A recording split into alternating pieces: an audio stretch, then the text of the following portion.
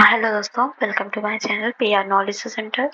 जैसा कि मैं देह आईएएस का टेस्ट करवा रही थी, तो देह आईएएस के टेस्ट में हमने किया था 75 क्वेश्चंस और ये टेस्ट नंबर 3 है जो आधा हो चुका है, पार्ट सेकेंड है। तो इसको हम करेंगे आज। तो कैसा लग रहा है वीडियो बताइएगा जरूर, और लाइक शेयर सब्सक्राइब तो प्लीज करते रहिएगा। और शाम को टेस्ट आता है आपको डेली। मैं और सर भी करवा रहे हैं टेस्ट, तो कभी कभी वो करवा देते हैं, मतलब वो भी करवा देते हैं, कभी कभी मैं। चलिए करते हैं स्टार्ट। तो पहला नहीं, 76 नंबर का क्वेश्चन है। मौर्य साम्राज्य की प्रशासनिक व्यवस्था के संदर्भ में निम्नलिखित कथनों पर विचार करें। केंद्र प्रांतों में बटा था। क्या मौर्य साम्राज्य की बात हो रही है? तो इसमें कह रहा है केंद्र प्रांतों में बटा था तथा प्रांतों का प्रशासन राजवंश के अधीन था। प्रविष्टा चल मुद्रा का नियमन करने वाला अधिकारी था। इनमें से कौन सा कथन सही है उसका चयन करना है। तो इसका कथन पहला सही है और दूसरा गलत है। दूसरा गलत है क्योंकि जो प्रांतों का प्रशासन वरासत वायसराय रूपी अधिकारी द्वारा होता था। ये अधिकारी राजवंश के होते थे और अभिलेखों पर उन्हें कुमार या पुत्र कहा जाता था। प्रविष्टा जो होता फौजदारी न्यायालय का मुख्य न्यायाधीश था। तो कौन था फौजदारी न्यायालय का मुख्य न्यायाधीश? प्रविष्टा। और इसमें क्या दिया गया है? इसमें दिया गया है कि प्रविष्टा चल मुद्रा का नियमन करने वाला अधिकारी था। तो चलिए नेक्स्ट करते हैं क्वेश्चन। ये इंग्लिश में भी दिए गए, इसको देखना है तो देख सकते हैं। उत्तर वैदिक काल के आर्थिक जीवन के संदर्भ में निम्नलिखित कथनों पर विचार करें। उत्तर वैदिक काल के आर्थिक जीवन के आर्यों का प्रमुख व्यवसाय पशुपालन था और पशुपालन का महत्व बढ़ गया था, कृषि कम हो गया था। तो क्या ऐसा था उत्तर वैदिक काल में? तो इसका जो आंसर होगा वो होगा डी, कोई नहीं सही है, क्योंकि उत्तर वैदिक काल में आर्यों के जीवन में अत्यधिक अस्थायित्व आया था और इस काल में कृषि का महत्व बढ़ गया था, पशुपालन कम हो गया। इसका प्रमुख कारण लोहे का प्रयोग था। उत्तर वैदिक काल में आर्यों का मुख्य व्यवसाय कृषि था, न कि पशुपालन। ठीक है, कृषि बढ़ा था, पशुपालन कम हुआ था, पशुपालन नहीं था। निम्नलिखित में से विचार करें। चंद्रगुप्त मौर्य ने सौराष्ट्र प्रांत में सुदर्शन झील का निर्माण करवाया था। उस समय वहां का प्रशासक सुविशाख था। क्या दोनों कथन सही है? तो ये दोनों कथन तो नहीं सही है। इसमें जो कथन सही है वो है केवल एक, पहला। चंद्रगुप्त मौर्य जो थे, मौर्य सौराष्ट्र प्रांत में सुदर्शन झील का निर्माण करवाया था। तो शासक जो रुद्रदामन था के जूनागढ़ अभिलेख में 150 ईस्वी में चंद्रगुप्त मौर्य एवं अशोक दोनों के नामों का उल्लेख मिलता है। इस अभिलेख से पता चलता है कि चंद्रगुप्त मौर्य ने सौराष्ट्र प्रांत में सुदर्शन झील का निर्माण कराया था। इस समय का प्रशासक पुष्यमित्र वैश्य था, न कि सुविशाख था। कुमार गुप्त कालीन अभिलेख के संदर्भ में निम्नलिखित कथनों में कौन सा युग्म सही सुमेलित नहीं है? कुमार गुप्त कालीन अभिलेख के अनुसार बिलसट अभिलेख में किस जिला का वर्णन है? तो बिलसट में एटा का है, सही है।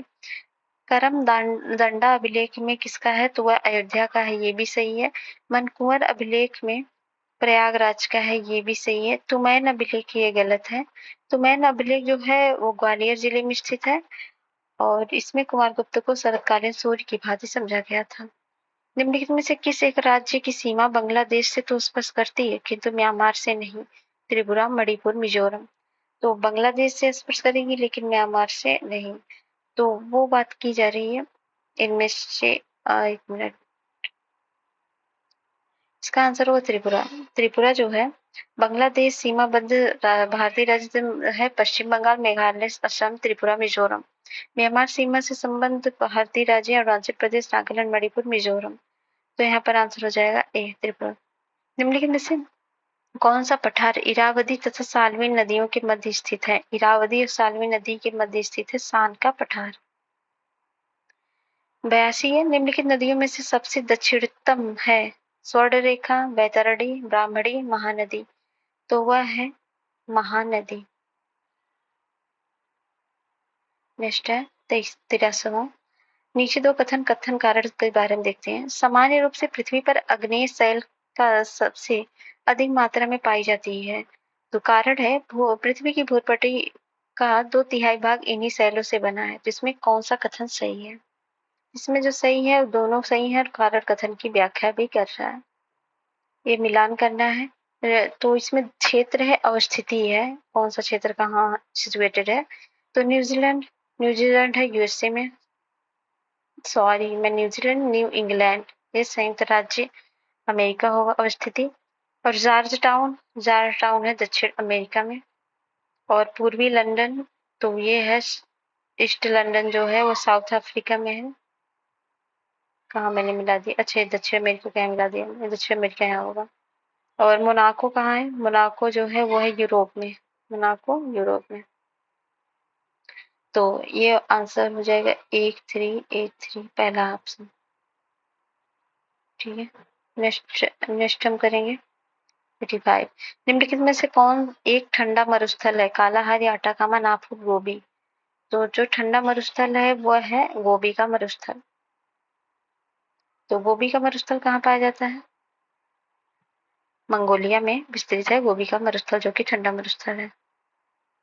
दक्षिण अमेरिका महाद्वीप में पाए जाने वाले मोंटाना होते हैं, क्या होते हैं, एक किस्म की घास, एक निग्रो प्रजाति, एंडीज पर्वत की पूर्वी ढलान पर स्थित वन और दलदली क्षेत्रों में पाए जाने वाली हिरन प्रजाति। तो ये जो है ये है एंडीज पर्वत के पूर्व ढलानों पर स्थित वन। तो दक्षिण अमेरिका में एंडीज पर्वत के पूर्व ढलानों पे वनों को कहते हैं मोंटाना का वन। ठीक है, निम्नलिखित में से कौन एक ही रेखा को प्रदर्शित करता है, 180 डिग्री पूर्व तथा 180 डिग्री पश्चिम देशांतर, 90 डिग्री पूर्व तथा 90 डिग्री पश्चिम देशांतर, 90 डिग्री पश्चिम तथा 180 डिग्री पूर्वी देशांतर और 180 डिग्री पश्चिम तथा 90 डिग्री पूर्वी देशांतर। तो इसका आंसर है 180 डिग्री पूर्व तथा 180 डिग्री पश्चिम देशांतर। निम्नलिखित में से कौन एक बेनेलक्स देशों में सम्मिलित नहीं है, बेल्जियम, फिनलैंड, नीदरलैंड और लक्जमबर्ग। तो इसमें फिनलैंड सम्मिलित नहीं है। बेनेलक्स देशों में 3 देश सम्मिलित हैं, जिसमें है बेल्जियम, नीदरलैंड और लक्जमबर्ग, ये 3 देश हैं। और निम्नलिखित में से कौन सा दर्रा त्वांग घाटी से होकर तिब्बत का मार्ग प्रशस्त करता है। तो त्वांग घाटी से होकर तिब्बत का मार्ग प्रशस्त करता है बोमडिला दर्रा। यह अरुणाचल प्रदेश के उत्तर पश्चिम भाग में स्थित है। इस दर्रे से त्वांग घाटी होकर तिब्बत जाने का मार्ग है। क्षमा आदि की और मामलों में दंडादेश के निलंबन, परिहार, लघुकरण राष्ट्रपति की शक्ति को किस अनुच्छेद के अंतर्गत रखा है। तो ये तो कोई भी जानता होगा, 72। राष्ट्रपति के कार्यकाल का प्रारंभ माना जाता है चुनाव के दिन, शपथ ग्रहण के दिन, नामांकन के दिन या पूर्व राष्ट्रपति के अवकाश से। तो ये माना जाता है शपथ ग्रहण के दिन से। निम्नलिखित में से किस वर्ष राजनीतिक दलों को सर्वप्रथम संवैधानिक मान्यता प्राप्त हुई थी। तो प्राप्त हुई थी 1985 में। 52वां संविधान संशोधन हुआ था 1985 द्वारा। भारत में प्रथम बार राजनीतिक दलों को संवैधानिक मान्यता प्राप्त हुई थी। नेक्स्ट है, निम्नलिखित संवैधानिक संशोधनों में से कौन लोकसभा के सदस्यों की संख्या में वृद्धि करने से संबंधित है। तो लोकसभा के सदस्यों की वृद्धि करने के लिए 7वां तथा 31वां, 6वां और 22वां, 11वां और 42वां, 12वां और 38वां। तो इसका आंसर हो जाएगा 7वां और 31वां। तो 7वें संविधान संशोधन अधिनियम 1956 द्वारा लोकसभा की सदस्य संख्या 520 निश्चित की गई थी तथा 31वें संविधान संशोधन अधिनियम 1973 द्वारा लोकसभा के सदस्यों की संख्या 545 निश्चित की गई थी। 94 है, उत्तर प्रदेश में लोकसभा सीटों की कुल संख्या निम्नलिखित में से 3 राज्यों की लोकसभा सीटों की संख्या के योग के बराबर होगा। तो 3 राज्य हो जाएंगे। तो पहली बात तो लोगों को जानना होगा, उत्तर प्रदेश में लोकसभा की सीटों की संख्या 80 है और यहाँ पर हम आंसर हो जाएगा ए, क्योंकि महाराष्ट्र में सीटें जो हैं वो हैं 48 और कर्नाटक में है 28 और हिमाचल प्रदेश में है 4। तो अगर इन सबको मिला देंगे तो ये हो जाएगा 80। भारत के संविधान के निम्नलिखित किस अनुच्छेद में उल्लिखित है कि भारत के राज्य क्षेत्र में सर्वत्र व्यापार, वाणिज्य और समागम आबाद होगा। तो ये जो है ये हो जाएगा अनुच्छेद 301। निम्नलिखित में से किस आधार पर राष्ट्रपति द्वारा संवैधानिक आपात की घोषणा की जा सकती है। बाह्य आक्रमण, सशस्त्र विद्रोह, केंद्र द्वारा दिए गए निर्देशों का पालन करने या उसे प्रभावी बनाने में असफलता के आधार पर या संवैधानिक कठोरता के आधार पर। तो ये हो जाएगा केंद्र द्वारा दिए गए निर्देशों का पालन करने या उसे प्रभावी बनाने में असफलता के आधार पर। निम्नलिखित में से कौन सी अर्हताएं उपराष्ट्रपति पद हेतु अनिवार्य है। वह 30 वर्ष की आयु पूरी कर चुका हो, तो अनिवार्य पूछ रहा है, सही है। और वह राज्यसभा का सदस्य बनने के अर्हता हो, ये भी सही है। सार्वजनिक प्राधिकरण के तहत किसी भी लागू पद पर ना हो, तो सभी के सभी ऑप्शन सही है। राष्ट्रीय पिछड़ा वर्ग आयोग के संदर्भ में कौन सा कथन असत्य है? इसकी स्थापना 1993 में हुई थी और इसके अध्यक्ष की नियुक्ति राष्ट्रपति द्वारा की जाती, दोनों सही है। 103वां संविधान संशोधन द्वारा इसको संवैधानिक दर्जा दिया गया। तो 103वां संवैधानिक संशोधन, इसमें पूछ रहा गलत कौन सा है, तो यही होगा क्योंकि 102वां संवैधानिक संशोधन था, ना कि 103वां। निम्नलिखित में से कौन सा एक मूल मात्रक नहीं है? सेकेंड, मोल, एम्पियर, न्यूटन। तो वह नहीं है न्यूटन। नेक्स्ट है, ठोस पदार्थों में उष्मा का एक स्थान दूसरे स्थान पर संचरण किस विधि द्वारा होता है? संवहन, विकिरण, चालन, और इनमें से कोई नहीं। तो वो होता है चालन द्वारा उष्मा का संवहन, संचरण। कुएं से पानी भरते समय रस्सी टूट जाने पर व्यक्ति का पीछे गिर जाना एक उदाहरण है न्यूटन के गति विषयक प्रथम नियम का, न्यूटन के गति विषयक द्वितीय नियम का, न्यूटन के गति विषयक तृतीय नियम का, इनमें से कोई नहीं। तो वह है न्यूटन के गति विषयक तृतीय नियम का। बोलोमीटर का प्रयोग किस एक के मापन हेतु किया जाता है? उसमें विकिरण, ताप प्रवणता, ध्वनि प्रवणता, प्रकाश की चाल। तो वो किया जाता है उसमें विकिरण के लिए। जल प्रक्रमण संयंत्रों में घुले हुए ठोस पदार्थों को हटाने के लिए क्या उपाय किए जाते हैं? ऑक्सीजन और निस्पंदन, सक्रियता, कार्बन और एंटीस्ट्रिपिंग, रिवर्स ऑस्मोसिस, आसवन और आयन एक्सचेंज, इनमें से कोई नहीं। तो वह है रिवर्स ऑस्मोसिस, आसवन और आयन एक्सचेंज। नेक्स्ट है, पर्यावरण संरक्षण अधिनियम 1986 के संबंध में निम्नलिखित में विचार कीजिए। इस अधिनियम को 1972 के स्टॉकहोम कॉन्फ्रेंस को लागू करने हेतु पास किया गया था। यह कानून स्वैच्छिक के तहत के तहत दंड का प्रावधान नहीं है। इसमें केवल पहला सही है, दूसरा गलत है, क्योंकि पर्यावरण संरक्षण अधिनियम 1986 के बाध्यकारी समझौता ना कि एक स्वैच्छिक है और इसमें दंड का प्रावधान किया गया है, तब दूसरा गलत है। फोटोफॉस्फोराइलेशन में क्या होता है? एटीपी से एडीपी का निर्माण होता है, तो इसमें दूसरा होगा, एडीपी से एटीपी का निर्माण होता है। निम्नलिखित प्रदूषक तत्वों में से कौन अपने मूल स्वरूप में रहकर प्रदूषण फैलाता है? डीडीटी, ओजोन, सल्फर ट्राइऑक्साइड या हाइड्रोजन पेरोक्साइड। तो वह है डीडीटी। वे प्रदूषक जो अपने मूल रूप में ही रहकर प्रदूषण फैलाते हैं प्राथमिक प्रदूषक होते हैं, जैसे डीडीटी होता है, कार्बन डाइऑक्साइड होता है, परमाणु मोनोऑक्साइड होता है, प्लास्टिक होता है। नेक्स्ट है, एल्गन ब्लूम से क्या तात्पर्य है? तो एल्गन ब्लूम जो होता है वो होता है जल की सतह पर बने शैवालों की परत कहते हैं, और जैसे कि काइल सी लग जाती है ना तालाब वालाब, हम उसको बोलते हैं। मुड़िया मेला है वृंदावन से।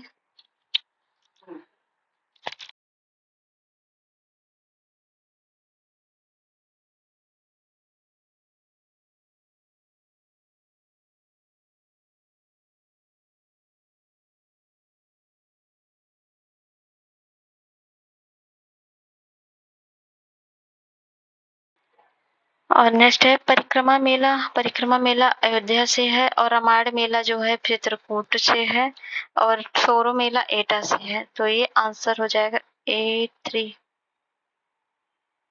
ऑप्शन सी हो जाएगा 3-1 है। जनगणना 2011 के अनुसार उत्तर प्रदेश में महिला और पुरुष साक्षरता के बीच सबसे कम अंतर किस जिले में है? तो साक्षरता में सबसे ज्यादा कम अंतर जो है वह है कानपुर में। और उत्तर प्रदेश में सिंचित क्षेत्र का सही घटता क्रम प्रदर्शित कीजिए। सिंचित मतलब जहाँ सिंचाई के अनुसार, तो वह हो जाएगा पश्चिम केंद्रीय और पूर्वी बुंदेलखंड। निम्नलिखित पर विचार करें, गौतम बुद्ध नगर, कानपुर, औरैया, इटावा, इनको साक्षरता के अनुसार जिलों का सही घटता क्रम लगाना है। तो सबसे ज्यादा जहाँ पर है गौतम बुद्ध नगर में है, फिर कानपुर में है, फिर औरैया, इटावा ऐसे लगे हुए हैं, तो वो हो जाएगा ऑप्शन ए। नेक्स्ट है, इसको क्या करना है, देखना है कौन सा एक बेमेल है। पूर्वी यमुना जो है सहारनपुर में, आगरा नहर जो है वो ओखला में है, ऊपरी गंगा नहर जो हरिद्वार में है, और जो है निचली गंगा नहर जो है नरौरा में है। ये है गलत, नरौरा में है, ना कि यहाँ पे।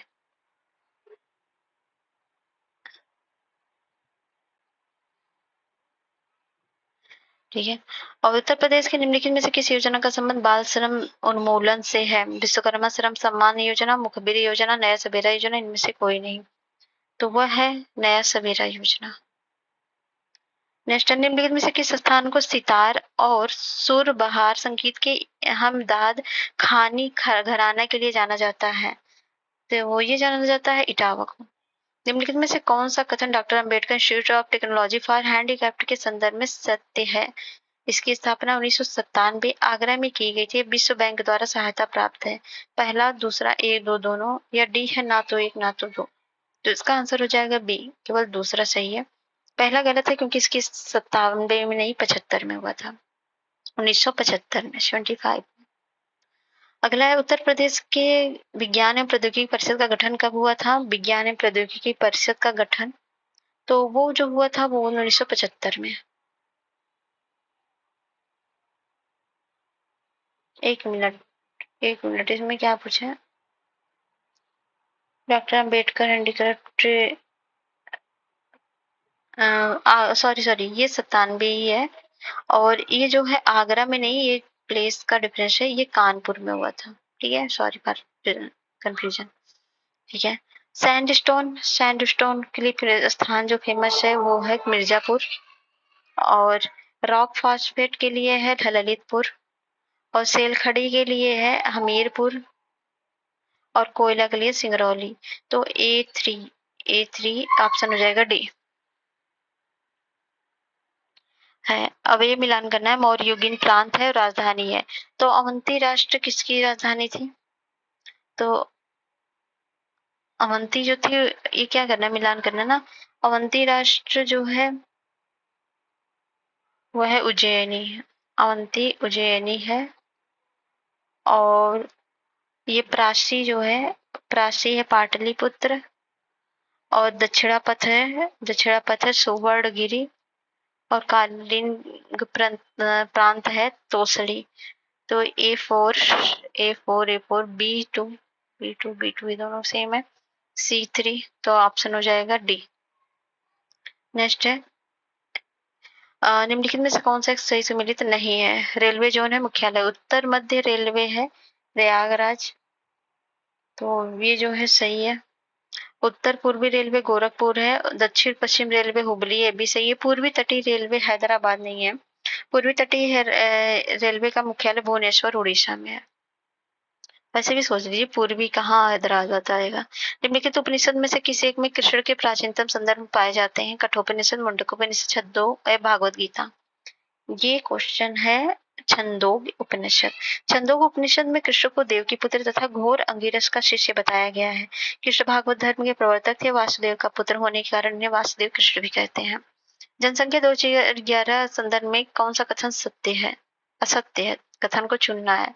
देश की कुल नगरीय जनसंख्या 70.2% है। वर्ग 1 के नगरों में निवास करती है। वर्ग 1 के सर्वाधिक नगर उत्तर प्रदेश में स्थित है। इसमें जो सही है दोनों गलत है, क्योंकि इसमें जो है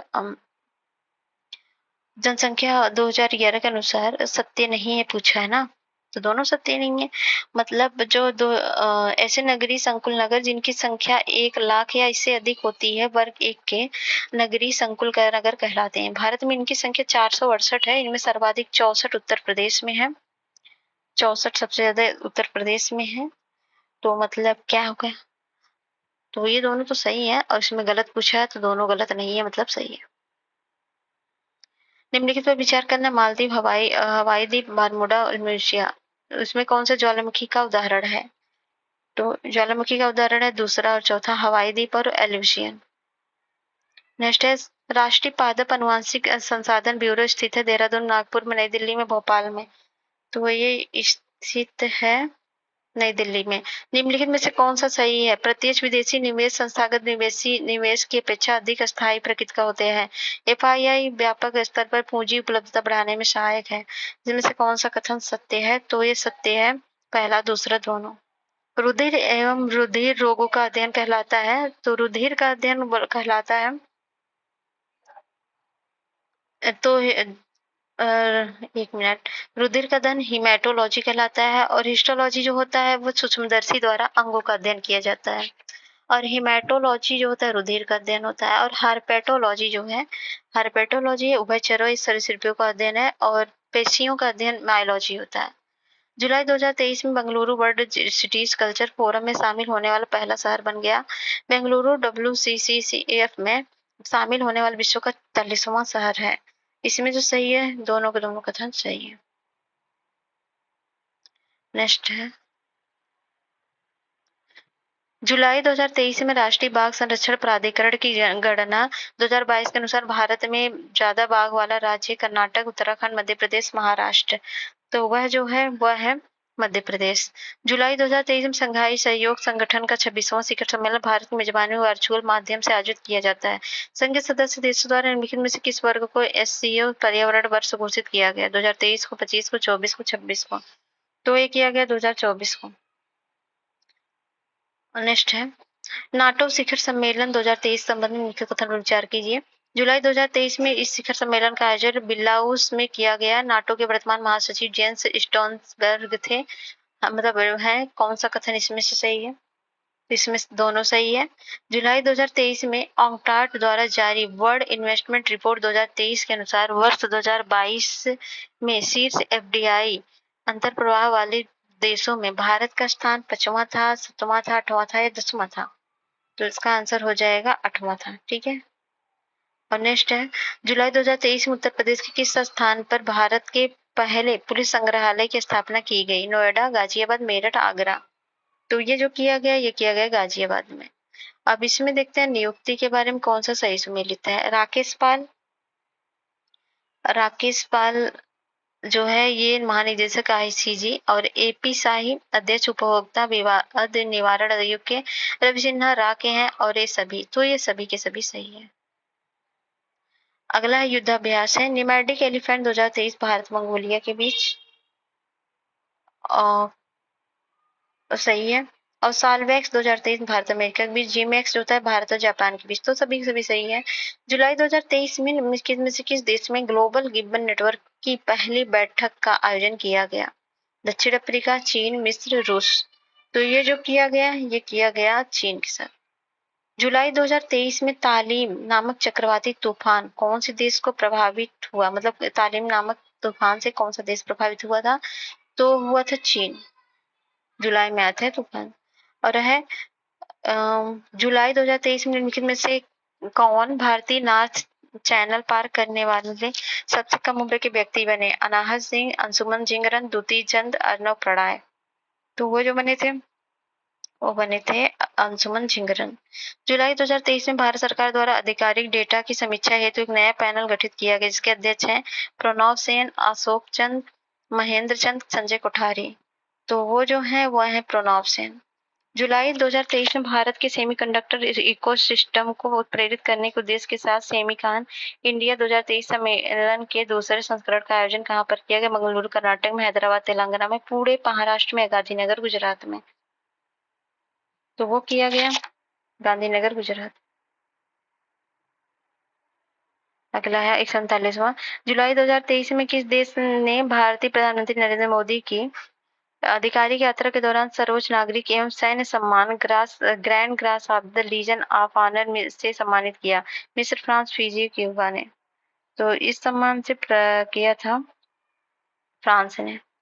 जुलाई 2023 में पशुपालन एवं डेयरी विभाग भारत सरकार द्वारा 750 करोड़ रुपए के क्रेडिट गारंटी फंड की स्थापना की गई। इस निधि के प्रबंधक किया जाएगा नाबार्ड द्वारा, भारतीय स्टेट बैंक द्वारा, जिला सहकारी बैंक द्वारा या वित्त मंत्रालय द्वारा। तो ये किया जाएगा नाबार्ड द्वारा। नेक्स्ट है, चंद्रयान 3 का प्रक्षेपण जुलाई 2023 सफलतापूर्वक संपन्न हुआ। इसमें संबंधित निम्नलिखित में से कौन सा युग्म सही सुमेलित है? विक्रम लैंडर उतरने का स्थान है शिव शक्ति, और प्रज्ञान है रोवर, और 23 अगस्त को राष्ट्रीय अंतरिक्ष दिवस मनाया जाएगा। और उपर्युक्त सभी, तो इसका आंसर हो जाएगा उपर्युक्त सभी। निम्नलिखित में से किस केंद्रीय बजट में पहली बार राष्ट्रीय सिकल सेल अनीमिया उन्मूलन मिशन की घोषणा की गई? 21-22 में, 22-23 वाले में, या 23-24 वाले में, या 24-25 वाले में? तो ये किया गया था वर्ष 2023-24 में। जुलाई 2023 में निम्नलिखित राज्यों में से कौन न्यूनतम आय गारंटी विधेयक पेश करने वाला देश का पहला राज्य बन गया? तो वो बन गया राजस्थान। जुलाई 2023 में निम्नलिखित में से किन देशों के मध्य सबसे बड़ा द्विपक्षीय सैन्य अभ्यास टेलिस्मैन सेवर आयोजित किया गया? तो ये किया गया अमेरिका एवं ऑस्ट्रेलिया के बीच। जुलाई 2023 में निम्नलिखित में से कौन सा एक क्रेंच नीति लागू करने वाला देश का प्रथम राज्य बना? हरियाणा, केरल, राजस्थान, हिमाचल प्रदेश। तो बना हरियाणा। जुलाई 2023 में अंतर्राष्ट्रीय मंदिर कन्वेंशन एवं एक्सपो 2023 का आयोजन कहाँ किया गया? वाराणसी, त्रिशूर, मथुरा, सूरत। वो किया गया वाराणसी में। जुलाई 2023 में उत्तर प्रदेश के मुख्यमंत्री योगी आदित्यनाथ जी द्वारा भारत के पहले वैदिक थीम वाले पार्क वेद वन पार्क का उद्घाटन किस शहर में किया गया? तो ये किया गया गौतम बुद्ध नगर, नोएडा में। 148 है। जुलाई 2023 में एडगर्स रिंकेविक्स यूरोपीय संघ के देशों में खुले तौर पर सबसे पहले समलैंगिक राष्ट्रपति बने। वह किस देश के राष्ट्रपति थे? लाटविया के, बेल्जियम के, स्पेन के, पोलैंड के। तो वो थे लाटविया के। जुलाई 2023 में केंद्रीय गृह मंत्री अमित शाह द्वारा गुजरात के किस नगर में सहकारिता से संचालित देश के पहले स्कूल का वीडियो कॉन्फ्रेंसिंग के माध्यम से शिलान्यास किया गया? सूरत, अहमदाबाद, मेहसाणा, द्वारका। तो किया गया मेहसाणा। नेक्स्ट है, निम्नलिखित में से किस एक दिवस का आयोजन जुलाई 2023 में नहीं किया गया? अंतर्राष्ट्रीय सहकारिता दिवस, विश्व युवा कौशल दिवस या अंतर्राष्ट्रीय युवा दिवस या विश्व हेपेटाइटिस दिवस। तो ये जो हो जाएगा अंतर्राष्ट्रीय युवा दिवस। अंतर्राष्ट्रीय युवा दिवस कब मनाया जाता है? तो ये 15 जुलाई को मनाया जाता है। 15 सॉरी यू एक मिनट, क्या अंतर्राष्ट्रीय युवा दिवस? अच्छा, इसमें से कौन सा दिवस आयोजन जुलाई में नहीं किया जाता? ठीक है, अंतर्राष्ट्रीय युवा दिवस जो होता है 12 अगस्त को मनाया जाता है, बाकी सब जुलाई में मनाया जाता है। 12 अगस्त को मनाया जाता है। अंतर्राष्ट्रीय सहकारिता दिवस ये 1 जुलाई को मनाया जाता है। और ये विश्व कौशल दिवस जो होता है ये 15 जुलाई को मनाया जाता है और विश्व हेपेटाइटिस 28 जुलाई को मनाया जाता है। तो ठीक है, पूरा कंप्लीट होता है। कैसा लगा वीडियो बताइएगा जरूर। अगर आपको वीडियो पसंद आता है लाइक शेयर सब्सक्राइब करिएगा।